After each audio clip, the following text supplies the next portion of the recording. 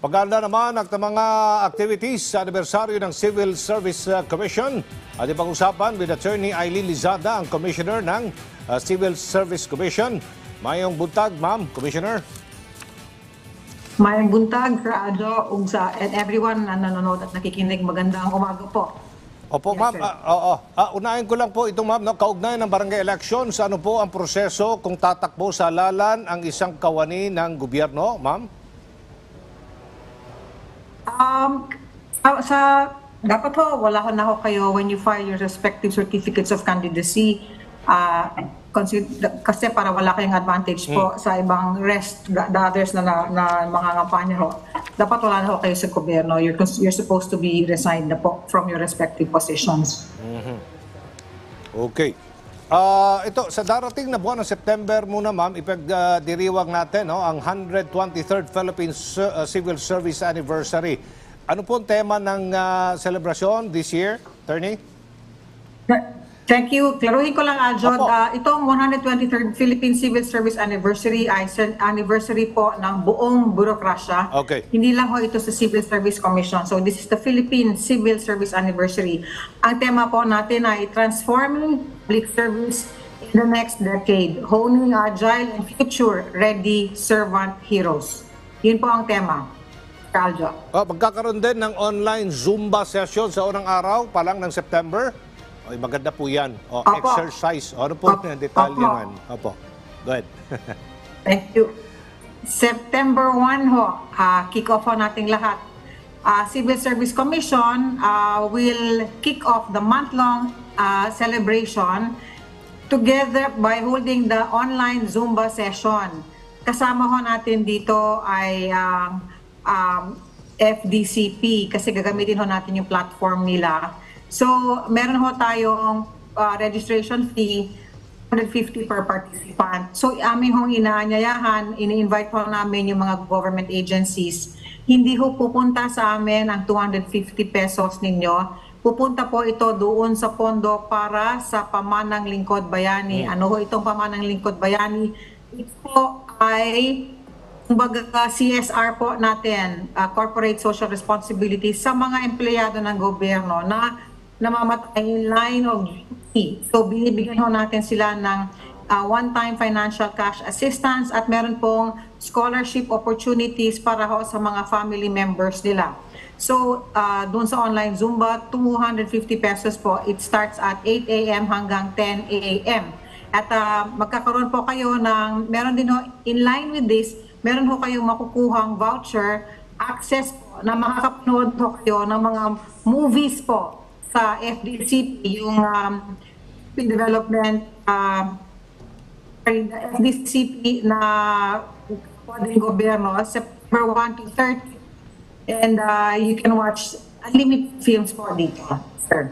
Ano po yung mga hakbang o programa ng CSC, Ma'am, upang bigyan ng iba pang tulong ang ating pong mga government employees?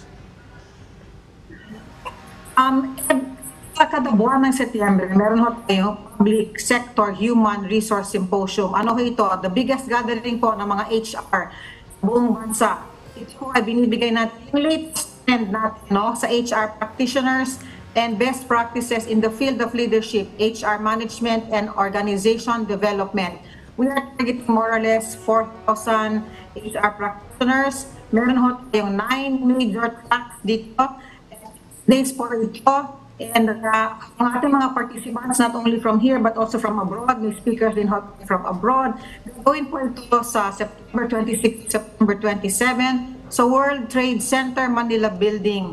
Ang may registration fee din ho ito because we have to pay as well for the venue and the speakers.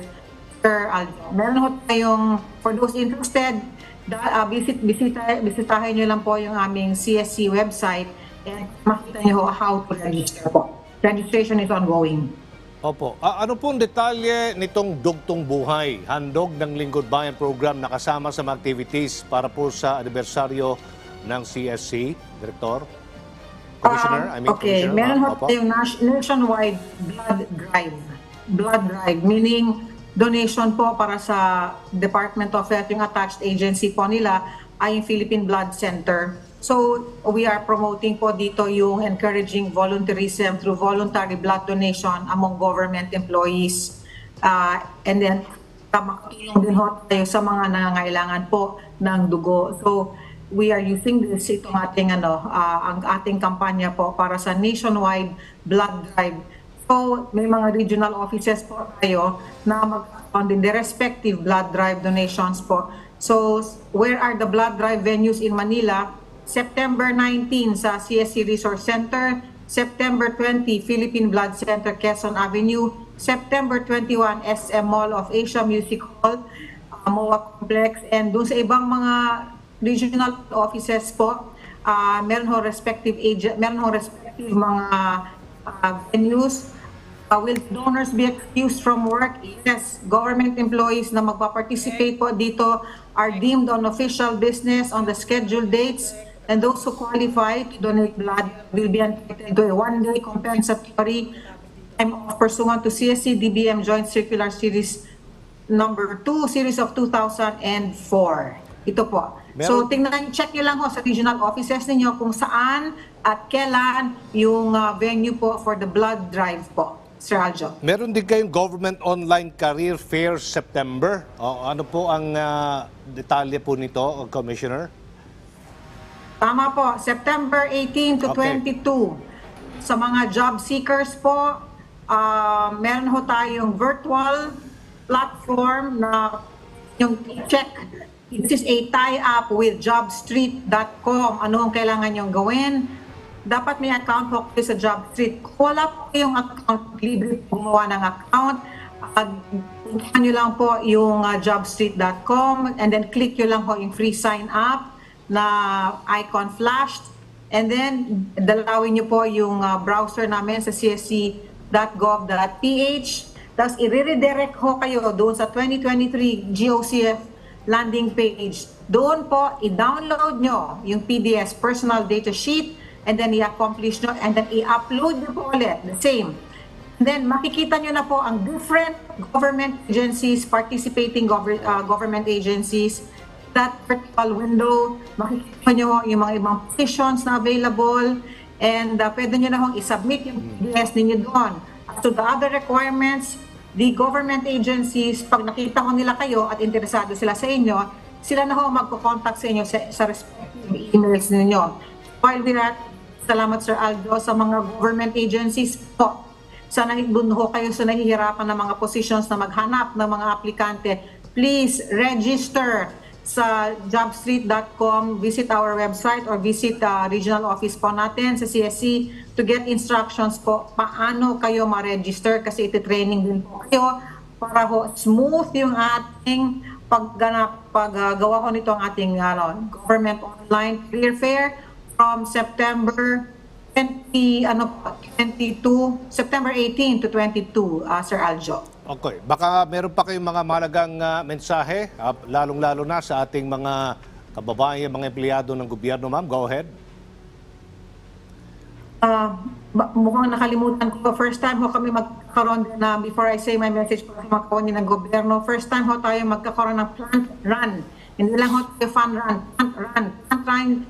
Plant run meaning ang benefits again ito, just like Zumba, ito form part yung sa ating Panang Lingkod Bayani. This is a tie-up with DENR and its attached agencies. So tatakbo ho tayo, meron ho tayong kunin na seedling, depende ho sa area, ho tayo.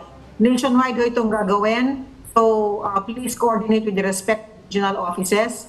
Meron ho din tayong dito registration fee, at ito ho ay 550 per individual person, benefit ay Pamanang Lingkod Bayani. So message to all government employees, wala akong pumupunta sa gobyerno na walang problema. Wala akong pumupunta sa gobyerno na walang kailangan. Lahat po ng problema at nangangailangan at may kailangan pumupunta po sa atin. Gawin ho natin ng matapat at mahusay yung pagsiservisyo sa taong bayan. Isang beses lang ho tayo maninilbihan sa bayan natin. Isang beses lang ho din tayo bibigyan ng pagkakataon to serve the public. Ayusin po natin. Huwag na ho tayo yung magiging kurakot. Huwag ho tayong suplado at suplada. Gawin ho natin ng mabuti with utmost humility integrity and service as we serve ang bansa at ang ating taong bayan. Salamat po. Well said, Attorney Eileen Lizada, Commissioner Ma'am. Daghang kayong salamat, Dalaygon ng Diyos. Ingat po, Amping.